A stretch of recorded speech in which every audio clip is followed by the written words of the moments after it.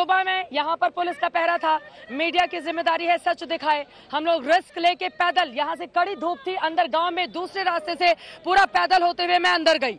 मैं बिल्कुल गांव में पहुंच गई थी। पुलिस वालों ने एक जगह मुझे रोक दिया कि अब इससे आगे आप नहीं जा सकती।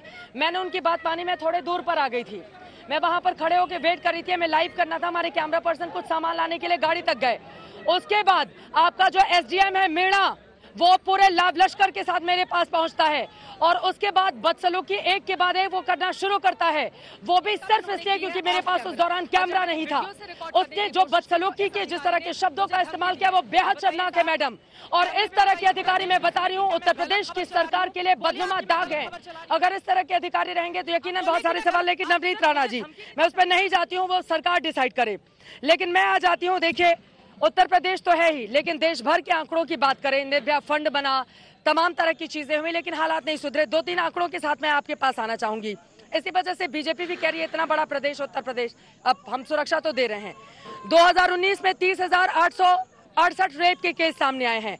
18 में 32,632 कुल आंकड़ा देश भर का मैं बता रही हूँ।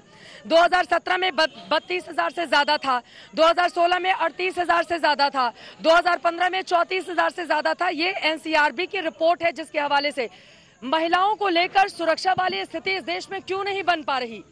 निर्भया के गुनहगारों को जब इसी 2020 के मार्च में फांसी पर चढ़ाया गया तो उम्मीद जगी थी कि कम से कम ये नजीर है पूरे देश के लिए, लेकिन वो नजीर भी नहीं बन पाया। इस हाथरस का मामला या फिर प्रदेश या राजस्थान के 12 को भी मैं ऐड कर लेती हूँ यहाँ के तमाम मामलों के मद्देनजर। नवनीत जी, मुझे लगता है पहले तो सभी सांसद हमारे फ्रेंड हैं।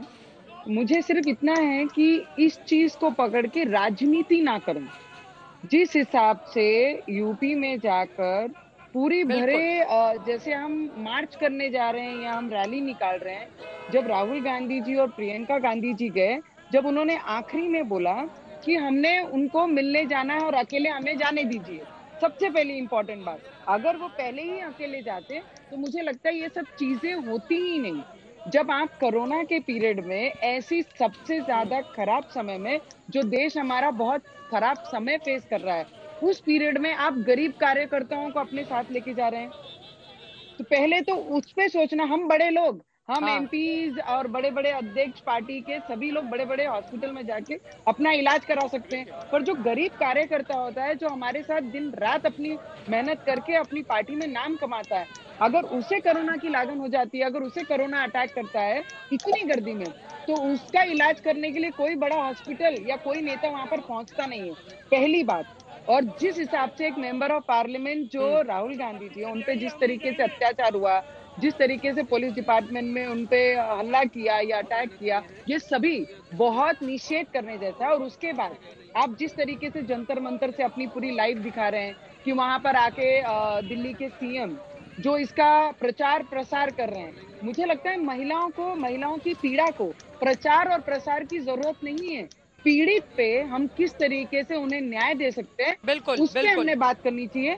मंच पर आकर पॉलिटिकल इशू हमने नहीं बनाना चाहिए। पहली तो इंसानियत हम लोगों ने सीखनी चाहिए कि ऐसी चीजों को मंच पर आकर मंच से महिलाओं के बारे में, किसी की बेटी के बारे में इस तरीके से हमने भाषणबाजी बिल्कुल नहीं करनी चाहिए। अगर इतनी पीड़ा किसी महिलाओं के लिए है तो मैं भी एक बेटी हूँ, मेरे पास भी बेटी है, मैं भी किसी घर की बेटी हूँ, मैं भी किसी की बहन हूँ, तो मुझे यही समझता है कि अगर आप इतना बोलते हैं तो दिल्ली में आज दिशा कायदा क्यों लाया नहीं गया। जिस तरीके से तेलंगाना में छोटा राज्य इसका इम्प्लीमेशन करता है, तो दिल्ली ने जब निर्भया केस को अगर न्याय दिया 7 साल के बाद, तो दिल्ली सरकार ने आज वो लागू परमानेंट क्यों नहीं किया, कायदे में बदल क्यों नहीं लाया गया, उस पर चर्चा होनी चाहिए कि मैं आने वाले समय में 2 महीनों में 3 महीनों में इसका स्टडी करके मैं इस पे कायदा कानून बनाऊंगा।